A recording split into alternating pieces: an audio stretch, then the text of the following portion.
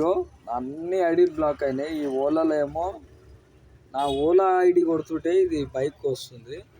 అది ఒక్క ర్యాపిడోనే ఉంది. ఒక్క ర్యాపిడోలో ఏం నడపాలనో ఏమో. జూబ్లీ హిల్స్ అంట వెళ్దామా ఇలా ఇప్పుడు. ఇదేమో బైక్, ర్యాపిడో ఒక్కటే ఉంది.